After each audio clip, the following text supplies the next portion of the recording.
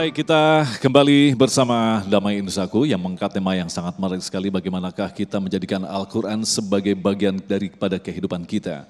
Mari kita tingkatkan kualitas kita dalam membaca Al-Quran, diawali dari membaca, mentadabbur, memaknai, dan akhirnya menjadikan diri kita sebagai Al-Quran berjalan. Mungkinkah itu? Kiai Syarif Manaji akan menjelaskan kepada kita. Silakan Kiai.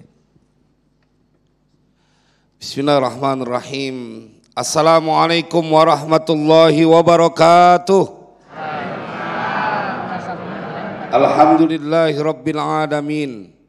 Allahumma salli wa sallim ala sayyidina Muhammad wa ala ali sayyidina Muhammad. Amma ba'du, ayyuhal jam'ul karim, para pengharap ampunan dan keridhaan dari Allah Subhanahu wa taala.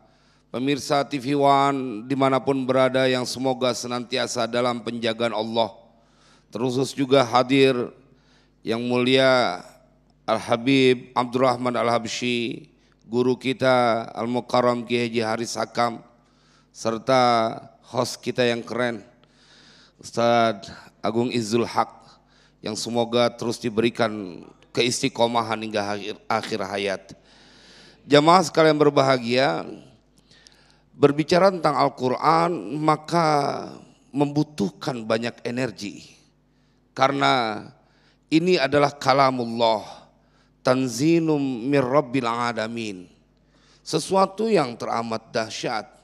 Bahkan kalau kita ngelihat bagaimana Allah menceritakan tentang dahsyatnya Al-Quran, di antaranya adalah surat Al-A'raf. Pada 3 ayat sebelum ditutup itu surat Al-A'raf, kita akan temukan bagaimana Allah menceritakan tentang Al-Quran. Wa idza quri'al Qur'anu fastami'u lahu wa ansitu la'allakum turhamun. Sampai di sini kita akan dibuat berkali-kali berdecak tentang kedahsyatan Al-Quran. Mulut ente enggak baca Al-Quran, enggak. Mata ente enggak perlu melihat mushaf. Tapi ayat ini menceritakan apabila dibacakan kepada kalian akan Al-Quran, yang dibacakan itu adalah Al-Quran, maka kemudian Allah perintahkan dengarkan dengan seksama, lalu diamlah kalian, niscaya kalian akan mendapatkan rahmat.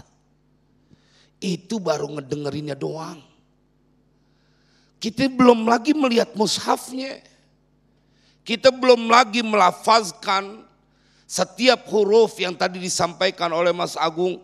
Kalau kita mau hitung berapa sudah kebaikan yang didapatkan dari lantaran kau gerakkan lisanmu membaca Al-Quran, baru ngedengerin aja udah dapat rahmat Allah. Jemaah, karena ini Allah yang menjanjikan. Ada seorang wali yang beliau dia punya penyakit buta. Tetapi idza fatahal mushaf rudda basaruhu. Kalau dia buka Al-Quran, matanya dikembalikan bisa melihat. Itu bagian kecil dari kedahsyatan Al-Quran. Tetapi kita kan nggak sampai di situ. Kita perlu untuk menjadi orang yang masuk ke dalam bahtera Al-Quran.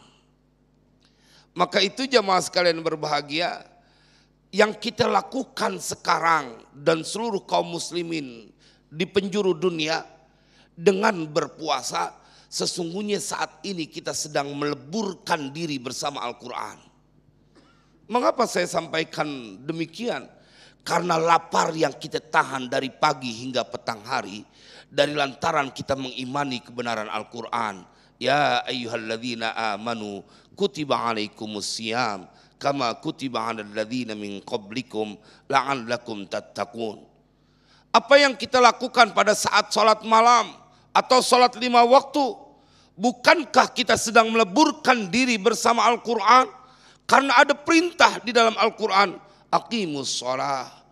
Atau mereka yang membayar zakat, atau mereka yang bahkan rela menabung bertahun-tahun, atau kemudian menjual harta yang kekayaan yang mereka miliki, rumah, kebun, demi untuk mendaftarkan haji.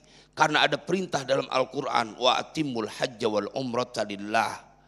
Bagian ini sebagai sebuah ikhtiar, kita telah meleburkan diri bersama Al-Quran.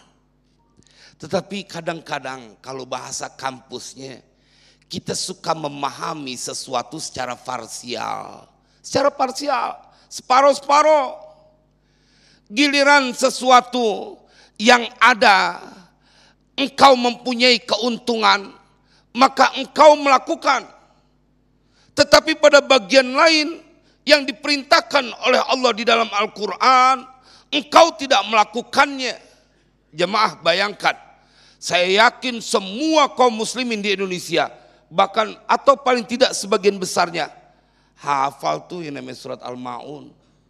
Ara'aital ladzi yukadzibu biddin fadzalika alladzi yad'ul yatim wa la yahuddu ala ta'amil miskin. Atau pada saat mereka diceritakan sebab mengapa mereka di dalam Al-Quran diseret lalu dilemparkan ke dalam kobaran api. Innahu kana la yu'minu billahil azim wa la yahuddu ala ta'amil miskin. Jemaah sekalian berbahagia, lempengan ini enggak banyak orang yang berani mempraktekannya.